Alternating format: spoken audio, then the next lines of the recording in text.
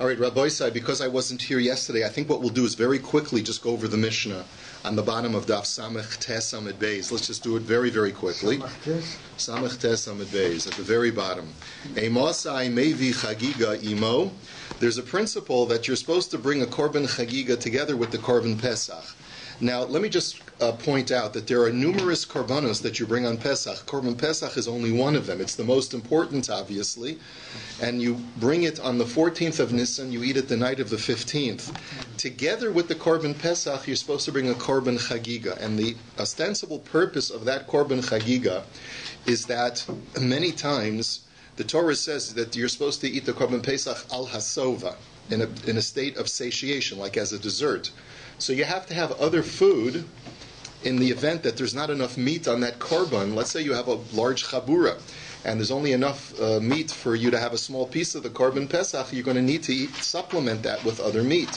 So that's the purpose of bringing the korban chagiga on Erev Pesach. There's also a korban chagiga that a person has to bring on the first day of Pesach, the first day of Sukkot, and on Shavuos there's the Chag Osem Oso, Chag Lashem, that you have to celebrate with a korban. There's a third type of korban that a person has the ability to bring, and it's called Shalmei Simcha, that a person is supposed to, whenever he wants to eat meat on Yantiv, there's a mitzvah, V'samachta b'chagecha, that you have to rejoice on the Yantiv. And that's a mitzvah, that's a separate korban. It's separate from the Chagiga, and it's separate from the korban Pesach. It's called the mitzvah of Simcha. It's a korban that you bring in order to rejoice through the eating of the meat. So Chagiga is one korban, Shalmei Simcha is another korban, and Korban Pesach is another korban. The important thing to remember is that on Pesach, you have two korban chagigas. One that you use to supplement the meat on the 14th, and an additional one that you're going to bring on the 15th, which is to be able to have a special Yom Tov korban for you and your family. This is all Erev Pesach? No, listen again. Erev Pesach, two korbanos. Korban Pesach and Korban Chagiga. 15th of Nisan, which is the first day of Pesach, Korban Chagiga, and Shalmei Simcha. And Shalmei Simcha applies throughout the Yom Tov of Pesach. Okay? Got it? So they're both obligatory? Chagiga and Simcha? Well, Chagiga, it seems, is obligatory. Simcha, I'm not sure exactly the level of obligation. I believe that it's only when a person wants to eat meat, he's got to bring it as a korban. But I'm not 100% sure. The Gemara is going to clarify that, I believe, later on. Let's take a look at the Mishnah. So when do you bring a Korban Chagiga on Erev Pesach? Bisman shehu ba b'chol b'tahara uvemuat. Ubisman, okay. You need three qualifications in order to be allowed to bring a Korban Chagiga to supplement the Korban Pesach on Erev Pesach. Number one, it has to be a weekday. It can't be Shabbos. You're not allowed to bring the Chagiga on Shabbos. We'll learn why later. Number two, the Jewish people have to be in a state of Tahara. If there's a special dispensation that Tumah has been suspended because the majority of the tzibur is Tameh, that only allows you to bring the Korban Pesach b'Tumah, but you can't bring the Korban Chagiga b'Tumah. And number three is Uvemuat, which means that you don't have enough meat on the Korban Pesach in order to give everyone al hasova, that everyone can eat to be full. However, Uvizman shehu ba b'Shabbos mimeruba uvetumah, however, if Korban Pesach it's such a year where Erev Pesach falls out on Shabbos, or if there's plenty of meat in the Korban Pesach and you don't need a Chagiga to supplement, or if the tzibur is Tameh, Ein Mevina Mo Chagiga. Next, Chagiga Haisaba'a min Hatzon min Habarka min Hakvasim min Ha'izim min Hazchor min Hakevos V'necheles L'shnei Yomim V'layla Echad. And then the Mishnah wants to make a point of telling me, and this is the crucial point that we're going to learn about today, is that the Korban Chagiga does not have the same limitations as the Korban Pesach. The Korban Pesach can only be a sheep or a goat. The Korban Chagiga can be sheep, it can be goats, it can be cattle. Furthermore, it can be male or female, whereas the Korban Pesach can only be male. And furthermore, the Korban Chagiga can be older than a year old, whereas the Korban Pesach must be within the first year. Take a look at the Gemara. Mai Tana de Ketani Chagiga. So my Tana, let me just make sure how to read this. My Tana de Ketani Chagiga, Tana Harkavaso Vahavaaso Delo Dachi Shabbos. Sorry. My Tana de Ketani Chagiga, question mark. Sorry. The Gemara's question is as follows. where did you get chagiga out of thin air? The previous Mishnah was not talking about korban chagiga at all. The previous Mishnah was simply talking about when Erev Pesach falls out on Shabbos. We were talking about the korban Pesach and its avoda. Where all of a sudden do we get off and talking about the chagiga? You pull it out of thin air. It's not. There doesn't seem to be any hemsheich, any continuity between the previous Mishnah and this Mishnah. So the Gemara answers, Tana harkavaso v'havaaso d'lo dachi Shabbos uketani nami chagiga d'lo dachi Shabbos. So the Gemara says the continuity is as follows. The previous Mishnah was telling us that there are certain things that when Erev Pesach falls out on Shabbos, you cannot override Shabbos even though you're involved with the Korban Pesach. And similarly, the Chagiga does not override Shabbos. V'hachi kamar, emasai mevin imo Chagiga, bisman shehu ba b'chol b'tahara uvemuat. And therefore the Mishnah launches into a discussion of, similarly, there are certain things that can only be done when Erev Pesach is a weekday, and that is the Chagiga.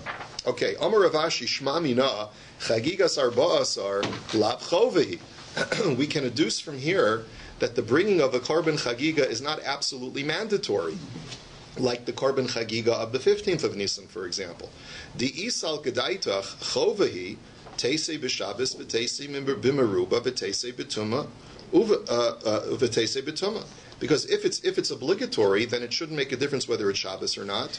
It shouldn't make a difference whether there's ample meat in the Korban Pesach or not.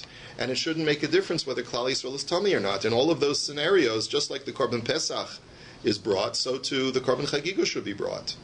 Uvemuat rather, mihu mai taima asya. So then why taka does the korban chagiga have to be brought? If it's not obligatory, why does it have to be brought when you don't have enough in your meat to feed everyone amply? Kedetanya chagiga haboim pesach nechelas techila kedei shei pesach nechal ala sova. And the answer is that, and I may have misspoken when I said that the Torah says it has to be eaten ala sova. I don't believe it's the Torah requires it, but it could be that it's only instituted by the Chachamim, like Rashi says, that you have to eat the Korban Pesach al Hasova, and so therefore have Chagiga meat beforehand. And Rashi says, "Shiyunenin ba'achilaso v'techashev lahen." You want the eating of the Korban Pesach to be something of importance. You don't want to eat it when you're ravenously hungry. You want to be able to eat it so that you can have the spiritual reflection while you're eating it. So you're not just eating it to fill yourself. You're eating it because you're doing it l'shem mitzvah, and that can really only be done when it's al hasova. So what happens to al hasova when Pesach is Shabbos? I suppose that it's a very good question. I suppose that in that situation you'd have to make sure that you limit the number of people eating the Korban Pesach so that you'll be able to eat it al hasova. Okay? Okay. And also probably the mitzvah is not ma'akev, that it has to be al hasova. And furthermore, the Korban Chagiga is not limited by the same limitations as the Korban Pesach. It can be eaten over 2 days instead of the Korban Pesach. I'm sorry, I failed to mention that when we explained the Mishnah. The Korban Pesach can only be eaten until dawn, and Midrabanan it can only be eaten until Chatzos, the night of the 15th. Whereas the Korban Chagiga you have the whole night and the entire following day as well. That's what it means when it says Shnei Yomim, meaning the 14th, the night of the 15th, and the day of the 15th. And so it's not limited from it as far as its time limit as well. Mas Nisan Deloke Ben Tema. Our mission is not like Ben Tema. Titanya Ben Tema Omer, Chagiga Haba'a Im HaPesach Arehu Kepesach, Ve'enu Ne'acheles Ela Liyom V'Layla. That Ben Tema says that the Chagiga is brought with the Korban Pesach.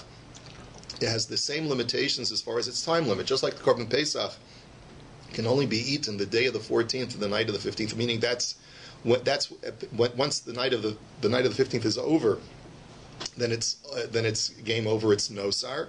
So too, that's the same principle with the chagiga. The chagigas chamishas are necheles l'shnei yomim v'laylechet, but the korban chagiga that you bring on the 15th, as we prefaced a moment ago, that is not limited. That can be eaten for a full 2 days and the night in between.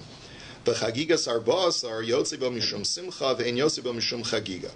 And finally, Ben Tema had said that the korban chagiga that you had set aside on the 14th, let's say you had set aside an animal to be brought as your korban chagiga to be brought with the korban pesach, and for whatever reason you chose not to offer it. Let's say some guys dropped out of your chabura, and therefore you had ample meat with the korban pesach alone without the chagiga. So you're left over with this animal that was set aside for the korban chagiga.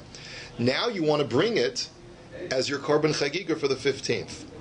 Are you allowed to do that? So the Rebbe Tema says, no, you cannot do that, because the korban chagiga can only be brought min hachulin. It can only be brought from an animal that had not been previously designated for any other korban.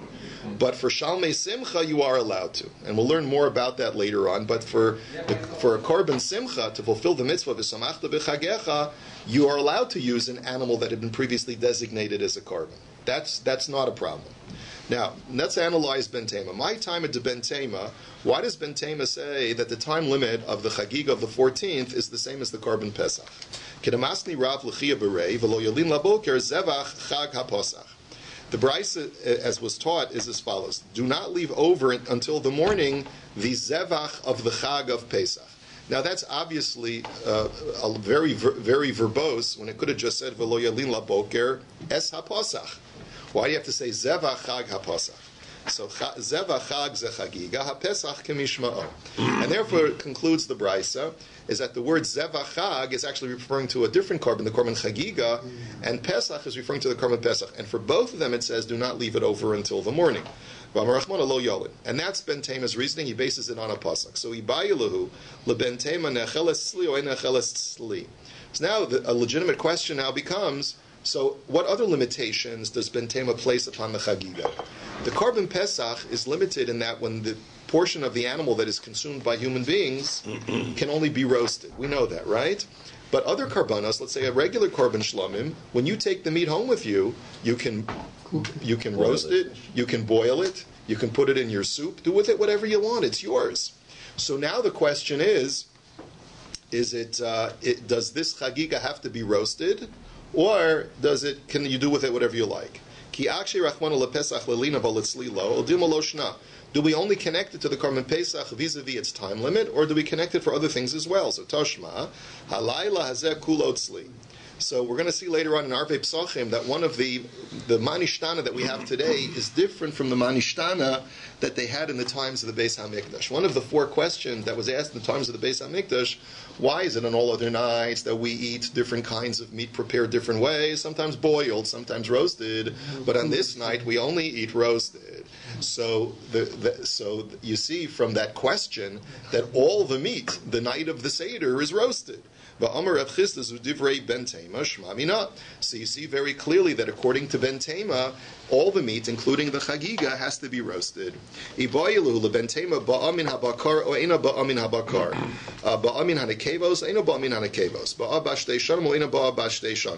So now the next set of questions is, according to Ben Tema, you've limited the edibility of the korban. What about the nature of the animal? Can the animal be from cattle, the chagiga? Can it be a nekeva? Can it be more than a year old?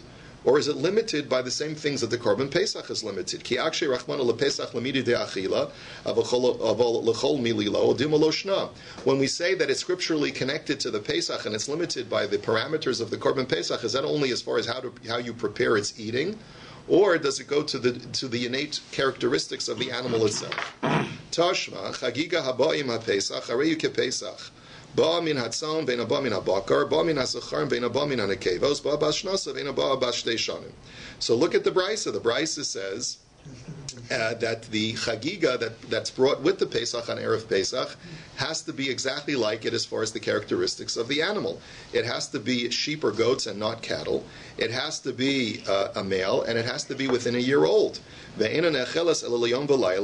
it can only be eaten until morning. In other words, you can't eat it beyond the time limit of the Korban Pesach. And it can only be eaten roasted. And it can only be eaten by the people who were invited to the Chabura. So man shamas leidislei haisvara, who holds of all of these limitations? So Ben Tema, Shmamina, Kulu Milsa Ba'ina and Shmamina. So you see that according to Ben Tema, the Korban Chagiga has all of the restrictions of the Korban Pesach, not just the way you prepare it, but also the characteristics of the animal. So now the next question is,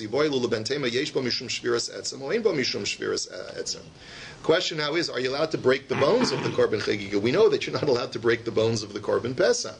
So Apel Gavdechi Akshi Rachmana LePesach Amar Krabo Bo Velo Bechagiga Odilma Hai Bo Bebasa Velo Bepasal Huda Asa. So the 2 sides of the question are as follows.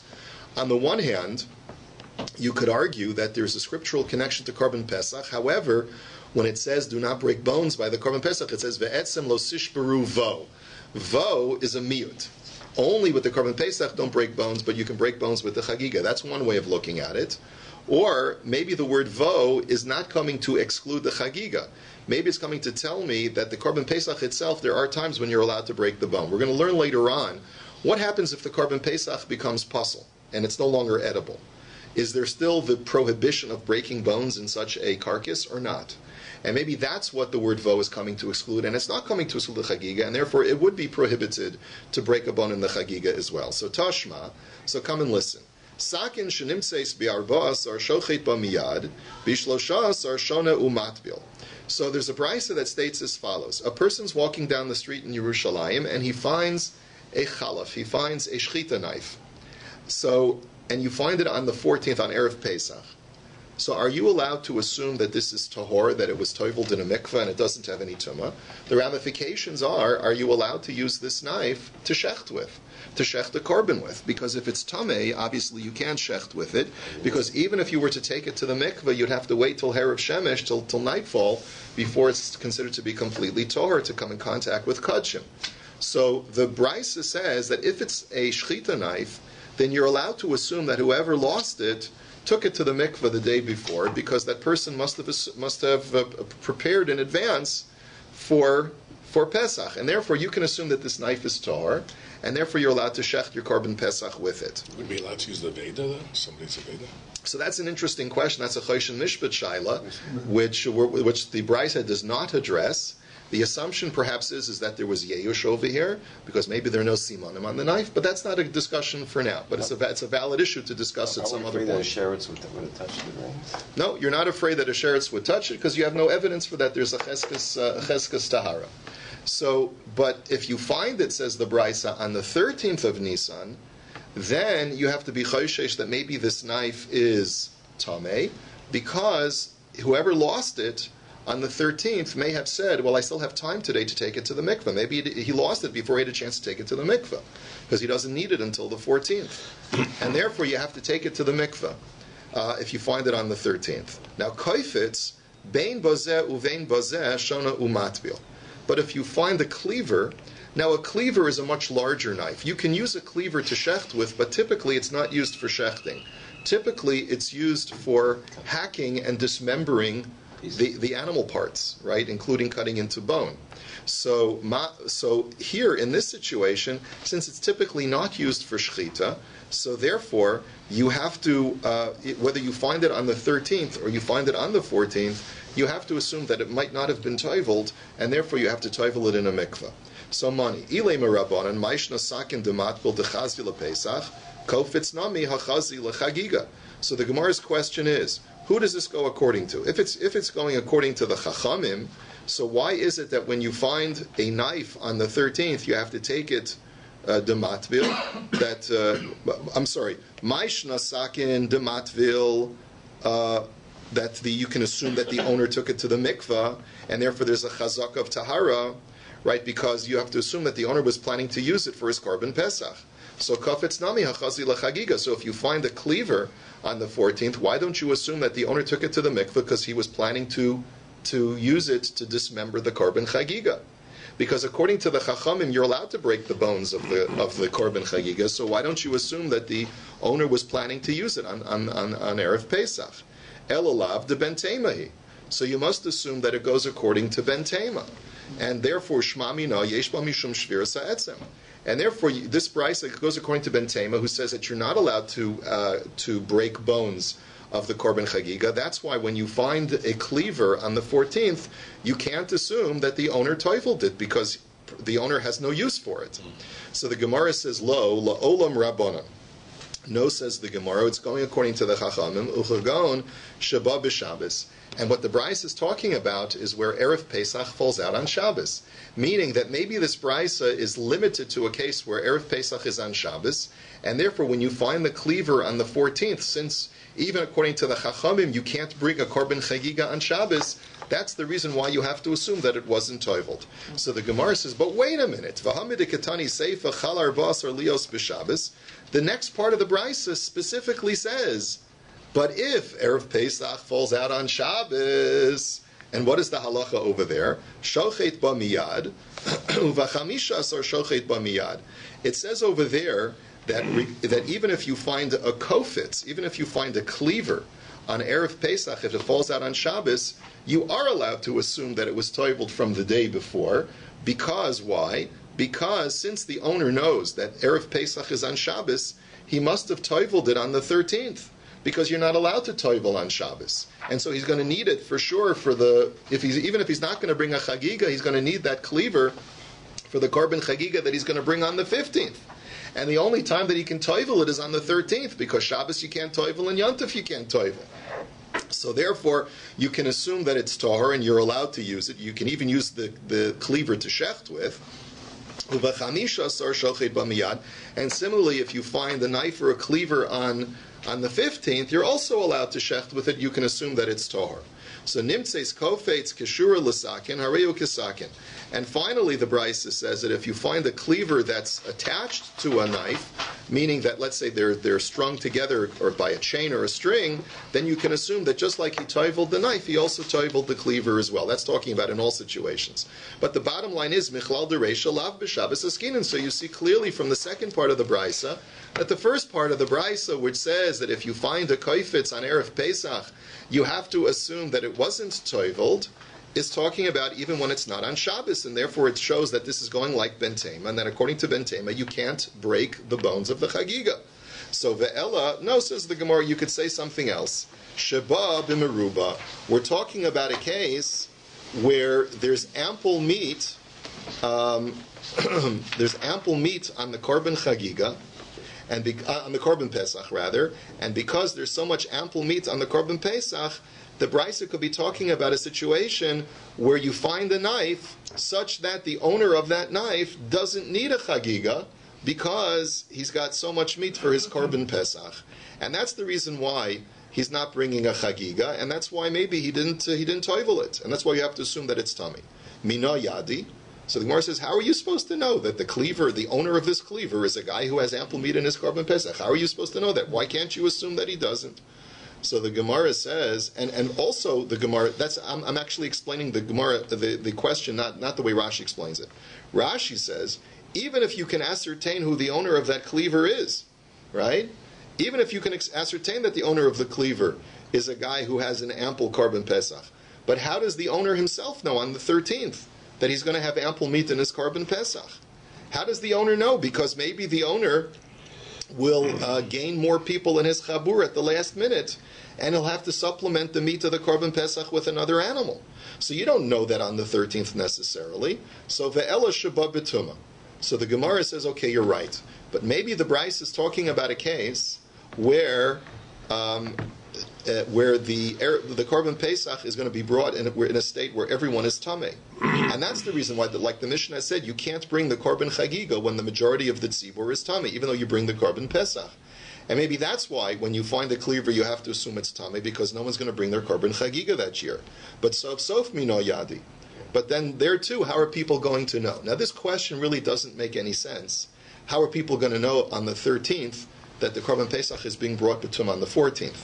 Because ultimately, you can know several days in advance that you're going to have to bring the korban Pesach betuma, because it takes 7 days to be matahir.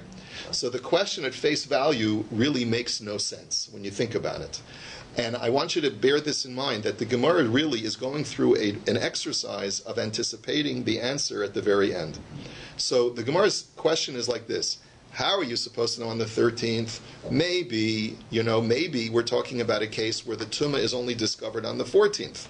So bear with us. Are we talking Rav tumah, where the Rov tzibur is tameh. So maybe not know till then. Maybe the exact. What? Maybe it's very close, and they don't know if it's going to be Rav tumah. It could also be like Rabbeinu Chananel does speak out. He says maybe I know that I'm tameh. Right. I know that my friend Yankel is tameh, but I haven't gathered together with the tzibur yet to know that everyone is tameh. Right? Because there's no Facebook, in the times of the Gemara. There's no internet. So maybe we don't know that we're all tameh until we get together on the 14th, and the Kohen Gadol makes a public announcement and says that everyone, we have a rov tzibur that's tameh, you can bring it. So the Gemara says, so anyway, demis nasi. So the Gemara says, you know what? The nasi died. and the Nasi died, that becomes a public proclamation. And because the Nasi died, everyone knows on the 13th that that we're not going to bring a chagiga this year. And that's why when you find the kofitz, you have to assume that it's tamei, because even according to the Rabbanan, you can't bring the chagiga. So the Gemara says, Demis Nasi Emas. When did the Nasi die? Ilema Demis Bishlosha Asar Sakin Lamali, Demitbale. So if the Nasi died on the 13th, then even the shchita knife, there's no need to take to the mikvah, because we already know that we're going to be bringing the korban pesach betuma. So then why does the Brisa say that you can assume that the knife is tahor? First of all, why do you need to assume it's tahor? And second of all, how can you assume it's tahor when there's no reason for the owner to toivel it? So ve'ela demis bi'arba asar. So then what's the alternative? That the Nasi doesn't die until the 14th? So then you didn't know on the 13th that you were necessarily going to bring it betuma. So maishna sakin de matbila, maishna koifitz de lo matbila. So then what difference does it make whether it's a sakin or a cleaver? In both cases, if the Nasi doesn't die until the 14th, then on the 13th you're assuming that you're going to bring the korban pesach and you're going to bring the korban chagiga. So both of them should be assumed, that you should assume when you find them on the 14th that the owner was toivel them. So lo tzricha de Nasi goises bishlosha asar. So the answer is, says the Gemara, it's a very, very big doichak. It's a contrivance being placed on the Brisa, that basically the Brisa is talking about the following case, potentially. It's talking about where the Nasi is a goises on the 13th. He's on his deathbed. People know that he's imminently going to die, and sakin the chad sveika matbila, and koifitz the trei sveiki lo matbila. And so therefore it works like this. People know that regardless of whether the Nasi dies today or tomorrow or not, we're going to have to bring the korban pesach one way or the other. I just don't know whether it's going to be brought betuma or it's going to be brought betahara. So just to cover my bases, I better toivel my shchita knife, because in the event that the Nasi doesn't die, soll sein gesund und stark, then I have to bring it betahara. So I better toivel my shchita knife. But when it comes to the korban chagiga, it's like a sveka. He says, first of all, I don't know whether the Nasi is going to live or not, and if he doesn't live, God forbid, then I won't be able to bring a korban chagiga, so the korban pesach will be brought betuma. And even if the Nasi doesn't die, I don't know for sure whether I'm going to need korban chagiga meat, because maybe I'll have ample meat in my korban pesach, and I'll have people drop out of my chabur, and I won't need to bring a korban chagiga. So based on the fact that I have two sfekas, I won't toivel the cleaver. And therefore, if you find the shchita knife on the 14th, you can assume it was toiveled.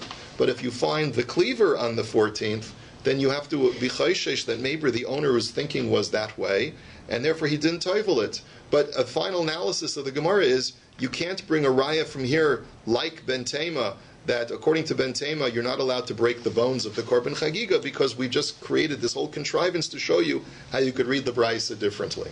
Let's go weiter. Tanya Yehuda ben Dortoi Piresh, hu v'Dortoi beno v'halach v'yashav lo b'daram. The Gemara tells us a story about a very early Tana whose name was Yehuda ben Dortoi, and he decided that one year when Erev Pesach fell out on Shabbos, that he said, you know what, I'm getting out of here. He left Yerushalayim. He traveled all the way down south, perhaps even beyond the borders of Eretz Yisrael. And he said, I'm b'derech rechoka now, and I'm pater from bringing the korban pesach. Now, why did he do that? Amar im yavu Eliyahu v'yomer lehem liyisrael mipnei malo chagagtem chagiga b'Shabbos mahen omrim lo temihani al shnei gedoli hador shmai v'avtalyon shnei chachamim gedolim v'darshanim gedol v'lo omer lehem liyisrael chagiga doiches on Shabbos. He said as follows. He says, what if Eliyahu Hanavi would come and tell Klal Yisrael that you're paskening wrong? You, Klal Yisrael, pasken like the Mishnah says, that you don't bring a korban chagiga when Erev Pesach falls out on Shabbos. Maybe Eliyahu will tell you that you're making a big mistake and you do have to bring a korban chagiga on Shabbos. And he says, and I'm really surprised that Shammai and Avtalyon, who are great darshanim and should know the psukim better, that if they just looked in the Torah properly, they would realize that you do have to bring a korban chagiga even when Erev Pesach falls out on Shabbos. That's the statement of Yehuda bar Dortoi. And that's why he just stayed away, because he didn't want to take the risk of violating the Torah. by not bringing the Korban Chagiga. So Amar Rav, my time at the Ben Durtai. What was his reasoning? Like, what did he see in the Torah that indicated that even on Shabbos you bring the Korban Chagiga? Dichsiv v'zavachta Pesach l'Hashem Elokecha tzon uvakar. Because the Torah says a very bizarre pasuk. It says you shall offer a Korban Pesach to Hashem from sheep or from cattle. So bahalo ein Pesach ela min hakvasim u'min ha'isim. So how could the Torah say that the Korban Pesach can be made from cattle? You can only bring the Korban Pesach from sheep or goats. So ela tzon ze bakar, tzon ze Pesach, bakar zu chagiga. The answer is that the sheep is referring to the Korban Pesach, the bakar is referring to the Korban Chagiga, v'amar Rachmana v'zavachta Pesach, and the Torah says that they both have the same halacha as Korban Pesach. So you see that just like the Korban Pesach is brought unconditionally on Erev Pesach, regardless of whether it's Shabbos or Chol, so too you have to bring the Korban Chagiga unconditionally, regardless of whether it's Shabbos or Chol. So Amar Rav Ashi va'anan taima de perushim neko v'nifrosh. This is a little bit, I believe, of a play on words. Rav Ashi says, you mean to tell me that it's necessary for us to try and explain the position of people who separated themselves from Klal Yisrael? It's one thing to tell me why a Das Yachid holds like a Das Yachid, and we have plenty of Gemaras that tell us why a certain Das Yachid held the way he held. But the fact that he went so far as to separate himself from the rest of Klal Yisrael, and to actually halachically disobey the rule of the majority and of the Nesiim of the time, then the guy is obviously an aberration that we're not supposed to even give any attention to. He's doing something incorrect from a communal standpoint, and therefore we have no responsibility, and it's not even appropriate for us to exposit on his biblical exegesis. I think there's a little bit of an illusion here, because the word parush is from the word Pharisee, and perhaps it's a lashon sagi nahor, that really Yehuda ben Dortoi was not a Pharisee; he was a Tzeduki, and that's why Rav Ashi is suggesting that this Yehuda ben Dortoi might have been a Tzeduki, and that's why we shouldn't bother to try and explain what Tzedukim are saying. I'm not sure, but I think there's something there. So anyway, but rather, Rav Ashi says our responsibility, instead of explaining how Yehuda ben Dortoi learns the pasuk, is rather to explain how we really explain the pasuk according to the way Chazal understand it, which is the way Rav Nachman explained. Amar Rav Nachman, Amar Rabba bar Avua, Minayin lemosar haPesach shekarev shlamim shenamar dezavachta Pesach l'Hashem Elokecha tzon uvakar v'chi Pesach ba min habakar ba v'halo min Pesach ba min hakvasim min ha'izim elamosar Pesach yeledavar haba min hatzon min habakar. So the Gemara answers as follows. The Gemara says that we see from this pasuk that if you have left over Korban Pesach, which means you either have an animal that you didn't end up needing to bring as the Korban Pesach. Let's say you set aside a lamb and it got lost, and then you took another lamb, and then you found the lamb later on. That's called Mosar Pesach. Or let's say you had set aside money to purchase the Korban Pesach, and it turns out that there was a big sale on lambs, and you have leftover money. So that money or that additional animal is supposed to be used for a Korban Shlamim. And where do we see it for? Because the Torah says, "V'savachta Pesach l'Hashem Elokecha tzon uvakar." You can't bring cattle as a Korban Pesach. So what it's telling you is that when you have leftover proceeds from a Korban Pesach, you should use it for a Korban that can be brought either for sheep and from cattle. And what is that? That's a Korban Shlamim. So now the Gemara says as follows: V'Rabbanan. Now let's think about the Chachamim. My time alodachi Shabbos. Why is it, Taka, that according to the Chachamim, the Korban Chagiga, like our Mishnah says, cannot be brought on Shabbos, doesn't override Shabbos? Why is that? Havadai Korban Sibor Hu. After all, the reason why you bring the Korban Pesach on Shabbos is because it's considered a Korban Sibor, because it's brought en masse by the entire Sibor. Well, the same thing is true by the Korban Chagiga. It's brought en masse as well. Everyone comes and brings it. So, Amar Rabbi Yilah, Mishum Rabbi Yehuda ben Safra, Amar Kra, B'chag osem oso, Chag Lashem Shivas Yomim Bashana. So this pasuk, we're switching gears a little bit. This pasuk is not talking about Pesach. This pasuk is talking about Sukkos. And the Torah says, you shall celebrate, from the word chagiga, v'chagosem, have a korban chagiga for Hashem for 7 days on Sukkos. So the question, of course, is, Shiva Shmona Hava. What do you mean 7 days of Sukkos? There's 8 days of Yontif on Sukkos, because we recount Shmini Atzeres as well. So Ella Mikan L'chagiga Sheina Doches HaShabbos. The answer is, because since invariably one of the 8 days of Sukkot is going to be Shabbos, we see from here that a Korban Chagiga is never Doicha Shabbos. Okay, so that's the source text. Ki asa Rabin Omar, Amarti lifnei Rabosai pa'amim, she'iyat hamotzei ela sheisha kagon shechal yom tov harishon shel chag b'Shabbos. So Rabin challenges that. He says, I've said to my teachers, I don't understand the proof. After all, he says, there are times when there'll be 2 Shabbosos over the course of 8 days of Sukkot, and therefore you'll only be able to bring the Korban Chagiga for 6 days. So why then does the Torah say 7 days? Because it could be that the first day of Sukkot will be Shabbos, the Shmini Atzeres will be Shabbos, and then there's only 6 days in between. So Amar Abaye, Abin Tichla Lema Ki HaMilsa. He says something which at first glance seems quite astonishing. It seems quite insensitive. He says, only a person whose children die in his lifetime could make such a statement. Now, apparently Rabin had children who died. Nebuch, tragically, he had children who died. So Abaye says, only a guy whose children died can make such a foolish statement. Now, what does he really mean to say? I think the way he's not mocking, he's not ridiculing his tragedy. What he's trying to say is as follows.